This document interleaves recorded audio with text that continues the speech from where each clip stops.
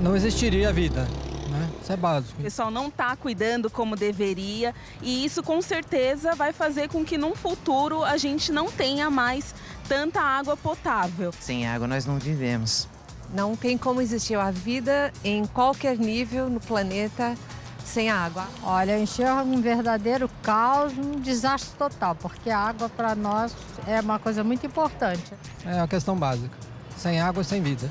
Simplesmente nós não estaríamos aqui. O rio Tietê deveria ser um rio tão bonito, tão limpo. Infelizmente, a gente tem que conviver com ele tão sujo, sendo que ali poderia ser até um local de lazer para tantas pessoas de São Paulo. Acho que a água potável seria a nossa necessidade básica, né, para um ser humano. Não existe vida sem água. Então, se não tiver água, eu acho que é o final. Então, o mundo tem que cuidar sempre para a existência da água. É tão importante essa preocupação e o ser humano às vezes esquece e não cuida, porque logo, numa realidade muito próxima, a gente vai estar sem ela. Eu acho que a gente tem que cuidar um pouco mais da nossa água para o nosso futuro ser um pouco melhor. A água é a nossa vida, é tudo. Água é vida. Sem ela, torna-se impossível qualquer tipo de existência.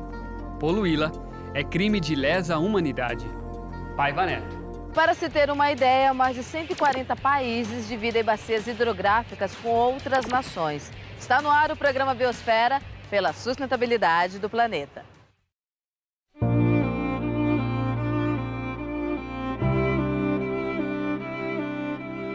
Também fui criada por Deus. Sou 3 vezes mais que a terra. Mato a sede na cidade e dos víveres na serra. Ah, se eu não existisse, nada aqui existiria. Sou vida para quem tem vida. Por favor, me curem essa ferida que de mim tanto judia.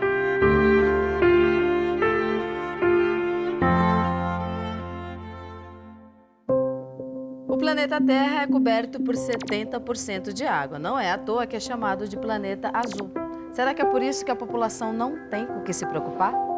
As fontes de água, nós temos basicamente a água superficial, que é aquela que nós coletamos dos nossos córregos e rios e armazenamos em açudes, em reservatórios, que é a água superficial, não é? E temos também a água subterrânea, que é aquela que infiltra no terreno e que tem um movimento muito mais lento do que a água superficial. A água superficial, quando as chuvas são intensas, ela traz também as enchentes, as inundações. E a água subterrânea é aquela que se infiltra no solo e caminha muito lentamente e fica como uma reserva estratégica para a utilização das populações. A imagem mostra o tamanho de uma esfera que conteria toda a água da Terra, em comparação com o tamanho do planeta. Então a gente tem com o que se preocupar, sim. Repare que cerca de 70% da superfície da Terra está coberta por água. Mas se reunirmos toda essa quantidade, olhem só, o quanto de volume em relação ao tamanho da Terra é irrelevante. E a quantidade total de água comparada ao volume de água doce potável é ainda menor. Isso quer dizer que a quantidade de água no mundo é praticamente a mesma há milhares de anos. Por outro lado, a quantidade de pessoas na Terra não para de crescer. Disponível no planeta,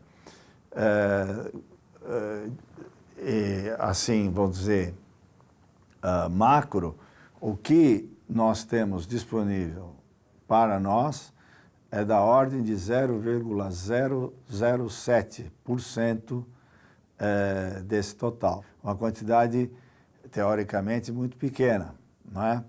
Mas, em alguns lugares, nós temos água abundante, como no Brasil, em algumas regiões brasileiras, no Canadá e assim por diante.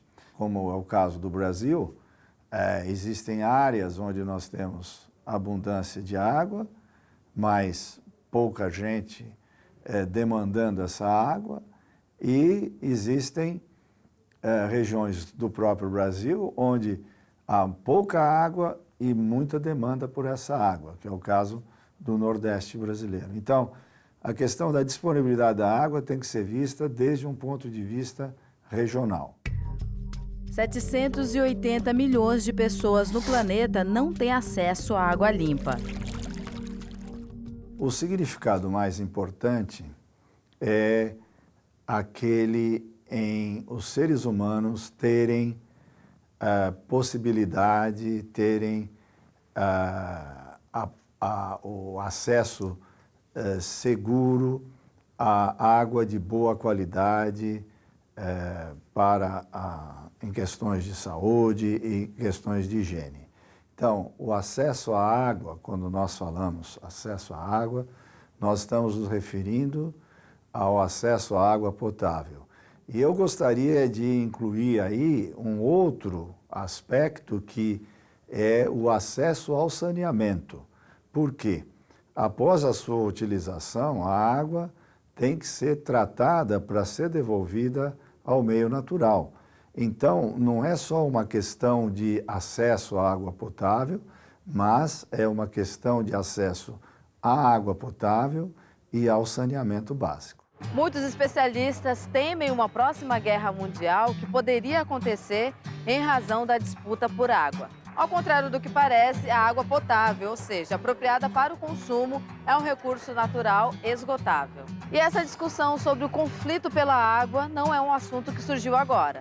É um aviso e já foi dado há muitas décadas. Na verdade, a Terra está contaminada por causa dos seus moradores, porquanto transgridem as leis, violam os estatutos e quebram a aliança eterna. Sobre este versículo, o escritor Paiva Neto explica neste livro aqui, Jesus, o profeta divino. Portanto, reiteramos, não por culpa de Deus, seja lá ele entendido como for, afetam o equilíbrio natural, isto é, derrubam as matas inconsequentemente, fazem garimpagem de ouro com mercúrio, envenenando águas, corais, mangues, peixes, mariscos. Enquanto o ser humano não tiver o fundamento espiritual ético a iluminar-lhe o caminho, viveremos em todo orbe esse descalabro. Ou seja, infelizmente, a contaminação que vemos das águas, do solo, dos alimentos com o uso de agrotóxicos, com excesso de consumo, nos leva à escassez de recursos. E quem nos fala isso são as pesquisas que confirmam as profecias do profeta Isaías.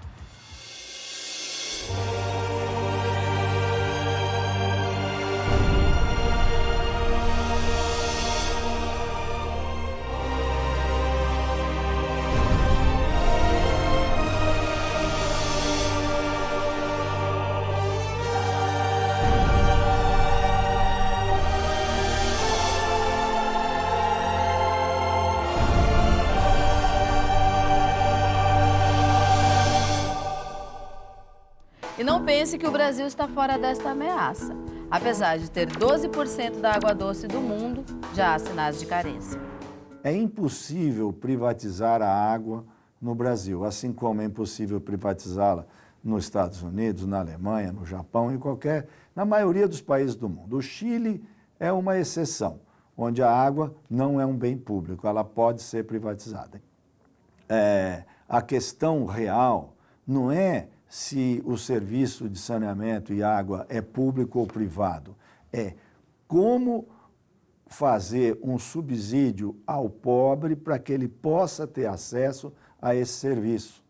Então, no Chile, por exemplo, eles têm um programa de renda mínima em que o pobre ele recebe um subsídio do governo para pagar energia, para pagar água, para pagar transportes e assim por diante. Agora, o sistema de água, o sistema de energia e de transporte, ele trabalha no azul, ele trabalha eficientemente do ponto de vista financeiro. No mundo, 148 países têm rios que atravessam fronteiras, o que torna mais desafiador administrar o uso da água. E ainda as consequências do uso de água poluída. mais de 80% dos casos de doença no mundo, segundo a Organização Mundial da Saúde. Estamos na maior estação de tratamento de água do mundo, a Estação do Guandu, localizada em Nova Iguaçu, no Rio de Janeiro. Seu complexo abrange 15 quilômetros de extensão, desde a captação da água até o ponto de distribuição para a população do Rio de Janeiro e Grande Rio.